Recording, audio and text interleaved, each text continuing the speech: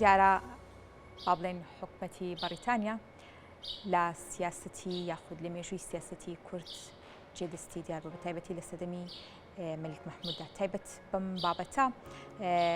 وەفتێکی کوردی لەسەر بانگشتی پەرلەمانی بەریتانیا داوا دەکرێت پشنە ئەو وڵاتە و هاوکات باستە پەیوەندیەکانی کورد لە سەردەمی مەلیک مەحموود بکەن تایبەت بەم بابەتە زۆر بەڕێز دکتۆر ئاکۆشوانی پسپۆڕی مێژوو لەگەڵمانە کە بەڕێزیانێکێک بوون لەو ئەندامانەی کە لەسەر بانگشتی پەرلەمانی بەریتانیا بانگشتکرابوون ناوڕۆکی ئەم بانگێشنامەیە و هەروەها ئەو بابەتانی کە باس کرابوون چی لە خۆگرت بوو قسە و گفتوگۆ دەکەین دکتۆر سپاس بۆ ئامادەبوونی بەڕێستان بەخێر هاتی زۆر سپاس بەڵێ دیارە هەر وەک ئاگادارین کە وەفتێکی کورد لەسەر بانگشتی پەرلەمانی بەریتانیا بانکراون بۆ قسە و گفتوگۆکردن لە پەیوەندیەکانی بەریتانیا لەگەڵ با بڵێن سەردەمی حکومەتی مەلیک مەحموود ئەم بانگێشتە لەسەر داواکاری بێگومان ئەم بیرۆکەیەک ئەتوانم بڵێم لە هاوینی ساڵی 2021ەوە لە گۆڕێ بوو ئەو کاتە ئەوان با بڵێن ئەو بابەتەمان بیست کە پێیان خۆشە بۆ یادی سە ساڵی پەیوەندیەکانی نێوان مەلیک مەحموودی نەمر و شاری سلێمانی واتە لەگەڵ بەریتانیادا کە ئێمە مێژوویەکمان هەیە چه بەلایەنی ئەرێنی چی بەلایەنی نەرێنی کە لە شەڕ و هەندێک سیاسەتی با بڵێن کە ئەو کاتە ئێستاش یەگەڵا بێ کورد گلەیەکی زۆری لێ هەیە بۆ مشتوماڵکردنی ئەو بابەتە پێیان خۆش بووە کە وەفدێکی شاری سلێمانی لە چینی توێژە جیاوازەکان سەردانی بریتانیا بکە ئەم بیرۆکەیە زیاتر وەکو ئەوەندەی ئێمە دواتریش بانگەشتنامەکانمان پێگەیشت بە ڕێزگاری کە ئەندامێکی دیاری پەرلەمانی بریتانیا و کەسایەتیە کە زیاتر لەوێ وەکو بڵین سەرپەرشتی ئەو گروپە کوردیا گروپە پەرلەمانتاراکەکەوە با بڵین مهتەمن بە دۆزی کورد لە بریتانیا بانگەشتنامەکە لەوە هاتبوو وەکو ئاماژەشم پێکرد ئێمە لە هاوینی بیستیەکەوە دواتر بە هەندێک گۆڕانکاری بەسەردا هات و هەندێک لەو بەڕێزانە خۆیان لەو کاتەدا لەسەر بانگەشتنامەی حکومەتی کوردستان هاتبوون بۆ هەرێم نەتوانرا مایەوە هاوینی پارەکە و ئێمە لە پاییزەکە ئازارێکی دیکە چاوپێکەوتنمان کرد و با بڵین بۆ مەسەرەی ڕێخستنی گەشتەکە و ئەم بابەتانە پێش ئەوەی ئەوان ئەم گەشتە دەست پێ بکات بە ڕێزێک بە ناوی ریچارد وایلدینگ کە لەوێەوە هاتبوو کۆمەڵێک گەشت و سەردانی لەگەڵ کەسایەتەکانی سلێمانی کرد فلیمێکی دۆکمنتاری ئامادە کرد لەسەر سلێمانی لەسەر ئەو شوێنانی مەلیک مەحموودی نەمر با بڵین وەکو سەردانی کردو یاخود لە کاتی خەباتی ئەو کەسایەتیە لەگەڵ بریتانیەکاندا لە چەند ئەو وێزگانە چۆبوونە ئەو وێزگانی بەسەر کردەوە بۆ نمونە لە ناوچەی شەدەڵە لەو گوندە بەڕێز شێخ مەحموودی شەدەڵی بینی هەندێک کەسایەتی دیکە ئەم شارەی بینی ئەو شوێنانی کە وەکو بڵین شوێنەواری شێخ مەحموودی نەمرن ئەمانی هەموو بەسەرکردەوە و کۆمەڵێک با بڵین ئەو کاری کۆکردەوە مەتریال بۆ ئەو فلیمە دۆکمنتاری خۆی دواتر ئەبوایە ئێمە لە مانجی یەکدا بچین کەوتە مانجی 5 سەردانەکە بە تایبەتیش تایبەت بوو بە شاری سلێمانی و لە سۆک و بە ئاماژەم پێکرد لێرەدا بەڕێزێک بە ناوی کاک هاوڕێ عەتا وەکو مونەسیقی ئەم وەفدە بووە زیاتر زۆربەی کارەکانی مەسەلەی ڤیزە و ڕێخستن و هەندێک لە مەسەلەکان وەکو ئێمە ئاگادار بین زیاتر لەسەر بودجەی خۆشی پێی هەستا بوو ڕێکخرابوو کە بانگێشکراین ئێمە ئەندامانی وەفدەکە کاک بەڕێز کاک شێخ مەحموودی شەدەڵە بوو بەڕێز کاک زاهیری کەریمە ڕەش بوو کاک بەختیار ئەحمەد بەختیاری CDO بەڕێوەبەری CDO بوو کاک قار سەنگاوی بوو کاک ڕەمەزان دێکۆنی بوو بەڕێز کاک نیاز کە پێشتری چێ بۆ لەوانیکەوە لە دیزاینەرانی با بڵین ئەمەی ماستەر پلانی شاری سلێمانی ئەوەندەی من بیرم بێت بەندا ئێمە بۆ ئەو سەفەرە بۆ ئامادەباشیمان کرد و لێرەوە کە چوین ڕۆژی 11 مانگ ئێمە بەڕێکەوتین بۆ بریتانیا باشە دکتۆر وەفتەکەی بەریتانیا کە لەسەر هەندێک بابەت وەک دەڵیت قسە و گفتوگۆتان کردووە ئەوان لە چێ پێک هاتبوون بێگومان ئێمە کە چوین ئێمە لێرەوە ئەوەی کە ئێمە بووین ئەم چەند کەساگە ببوورن نەگەر کەسێکم لە یاد کرد بێ بەڵام ئەوانیش بریتانیەکان لەوێ خۆیان لەو کوردانی کە لە بریتانیا دەژێن هەندێک کەسایەتی و خەڵکیان بانگەشت کردبوو بۆ بە تایبەتی بۆ ئەو سەردانی کە ئێمە ڕۆژی هەڵەنە بم 16 مانگ بوو لە پەرلەمانی بریتانیا لە یەکێک لە هۆڵەکانی بابلین تایبەت بە پەرلەمانی بریتانیا کە بۆ ئیڤنتانە حاضر دەکرێت ئەوان کۆمەڵی خەڵکیان بان کرد بوو تەنانەت بەڕێزێکی لێ بوو تازە لە هەڵبژاردنەکاندا بوو بە سەرۆکی شارەوانی بەشێک لە لەندەن کوردێکی بەڕێز وازم کاک سەربازی ناو بوو خەڵکی ڕانیە بوو ئەویش هاتبوو بۆ ئەوێ لە ڕاستیە ئێمە کە چوین ئەو بەڕێزانەی لێبوو بە سوپاسەوە نوێنەرایەتی حکوومەتی هەرێم ستافەکەیان بەگشتی و خودی کاروان با بڵین خزمەتێکی زۆری ئێمەیان کردو لەگەڵمان داهاتن بۆ پەرلەمانی بریتانیا و وەکو با بڵین هاوکاریەک لەگەڵ ئێمەیە ئێمە ڕۆژی کەچین ڕۆژی 12 مانگ وەفدەکەمان سەردانی کامبرجی کرد شاری کامبرج لەوێ لە زانکۆی کامبرج من لەگەڵ ڕیچارد وایلدینگ بابەتێکمان سیمینارێکمان ئامادە کرد بوو لەسەر ئەو لە ساڵی 1940 تا 1922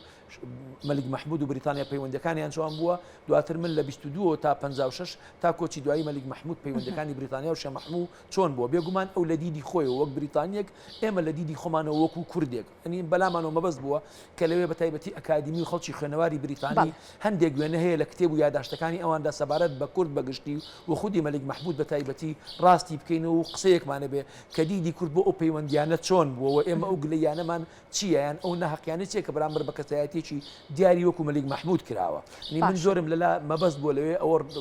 ڕوون بکەمەوە مەلیک مەحمود زۆر پێش فەیسەڵی یەکەم کەسایەتی بووە و کەسێکی دیار بووە لەم ناوچەیەدا لە ڕاستیە کە مەلیک مەحمود لە سلێمانیا کەسایەتی و بریتانیەکان داوای لە یەکەن بێ بە حاکمی ئەم ناوچەیە ئەو کاتە فەیسەڵ تازە شکستی خوارد بوو لە دیمەشق و با بڵین تا ڕادەیەک ناوی ون بوو. باش دکتۆر پاش دواتر بۆردی بازستر ئەم بابەتانە دەکەین بەڵام باسکردن لە پەیوەندیەکانی مەلیک مەحمود و بەریتانیا لە یادی 100 ساڵی پەیوەندیەکانیاندا گرنگیەکەی خۆی لە چیدا دەبینیەوە؟ بێگومان گرنگەکەی لەوەدایە کە ئێمە بمانەوە نەمانەوێت ئەو کاتەش بریتانیا ڕۆڵێکی سەرەکی بینیوە لەوەی کەوا لە ڕەنگڕێژکردنی با بڵین کێشە سیاسیەکان و نەخشەی سیاسی ئەو کاتەوە ئێستاشی لەگەڵا بێ بریتانیا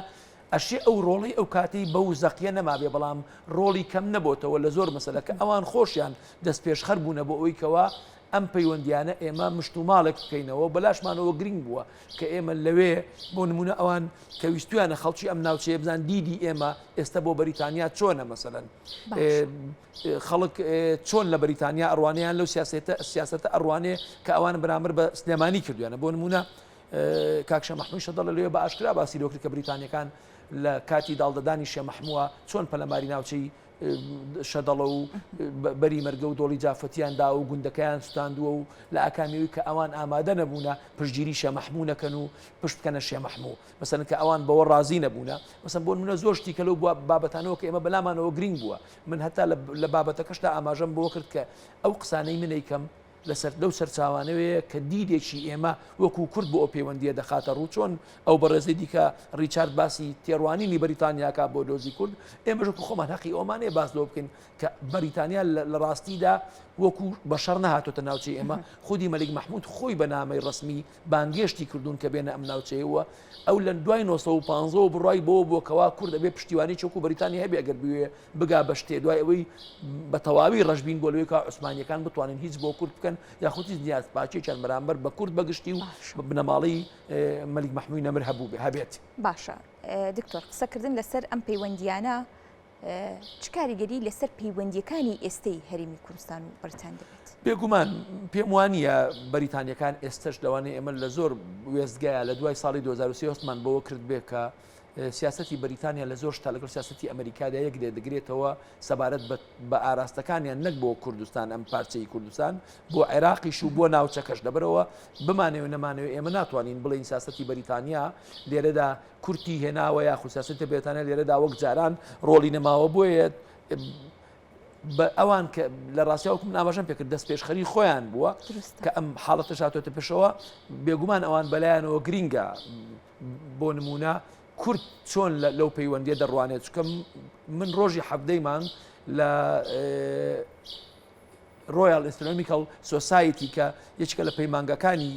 با بڵین بریتانیا سەبارەت بە پەیوەندی و تێکنیگەشتنی نێوانی بریتانیەکان و خەڵکی سلێمانی با بڵین سیمینارێکی دیکەمە بوو هەر بە هاوکاری ڕیچارد وایلدینگ لەوێدا جارێککە ئاماژەم بۆ کردووە کە هەڵە تێگەشتنێکی گەورە هەبووە لە تێوەڕانی بریتانیا بۆ مامەڵەکردن لەگەڵ سلێمانی ئەوان پێیانەوە بۆ ئەتوانن سلێمانی وەکو شارێکی عێراقی ئەو کاتێککە عێراقی ژستا بۆ زەقیە نەبووە وەکو شارێکی هندی یان وەکو بەسڕە و بەغداد مامەڵە بکەن لە کاتێکدا سلێمانی پێکهاتە و خەڵکێکی جیاواز و تێڕوانیی جیاوازیە بۆ چی بۆ حکومەتی تازە دامەزراوی عێراق چ بچی بۆ پەیوەندەکانیان لەگەڵ بەریتانیایە ئەمە وای کردکەوە ئەوان بکەونە هەندێک تەنگەژەوە کە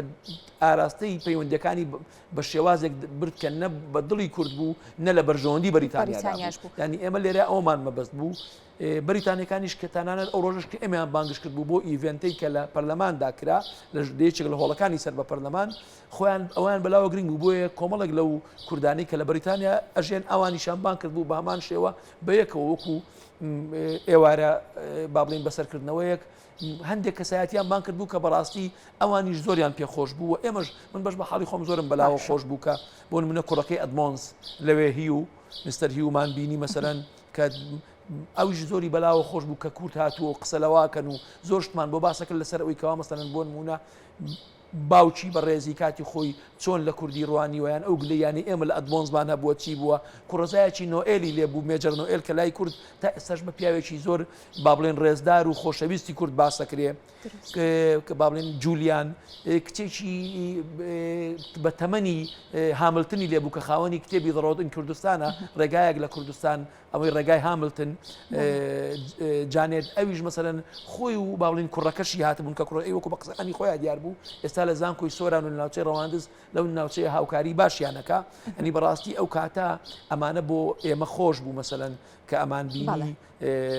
ئەم بەڕێزانە هاتوون کە ئەمانە ئتر پەیوەندەکان باش بووە لە هەندێک وێزگای خراپیش بوو بێ لەگەڵ ئێمەی کووردە هاتبوون ئێمەیان بەسەر کردەوە لەوێ لەوی ئێوارەیە کاکشە مەحموود با بڵین کۆتایی بە کۆڕەکە هێنا و سوپاسی بەریتانیەکانی کرد و داواشی لێکردن ئەگەر گروپێکی پەرلەمانی بریتانی سەردانی کوردستان بکەن ئەوانش بە تایبەتی بێن ئێستەی سلێمانی ببینن دۆخی ئێستەی کورد لەم شارەیە ببینن ئەنی بۆ ئێمە ئەو ئیڤێنتە وەکو کورد پێمان خۆش بوو کە بەسەرکردنەوەیەک بوو. باشە دکتۆر باسەوە دەکەی کە ئیڤێنتەکەت هەوڵدان بۆ ئەوەی کە چۆن دیدەکانی کورد تێڕوانینەکانی کورد بەرامبەر بەریتانیا بوونیانە بتایبەتی لە سەردەمی شێخ مەحموود ڕەنگە هەندێک کاتێک کە مێژوو دەنووسرێتەوە بە تایبەتیش لەو سەردەمدا جۆرێک لە مێژوو بە تایبەت ئەگەر بەریتانیەکان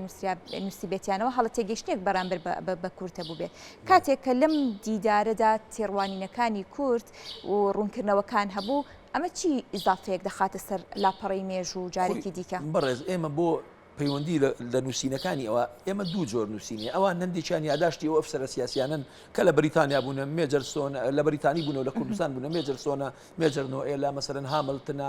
ئەدمۆنزە ئەمانە میس بێڵە کامە لە کوردستانیش وەڵام لە بەغداوە زۆر پەیوەندی بە کێشەی کوردەوە هەبووە بە باش و خراپیەوە ڕە و بۆچوونی خۆیان و تۆ لەوانەیە لە هەمویان تونتر کە ناحەقی بەرامبەر بە کورد کرد بێ و بە تایبەتی بە خودی شێخ مەحموود یاخود بنەماڵی شێخان مێجەرسۆن بێ کە من لەوێ پرسیارم کرد هیچ وەچەیەکی نەبوو چکە ئەوەندەی ئێمە ئاگادار بین 1920 کۆچی دوایی کردووە کوڕ و با بڵین وەچەی نەبوو لە هەمان کاتیشا کۆمەڵێ دۆکیومنت و بەڵگەنامە هەیە کە ئەوە زیاتر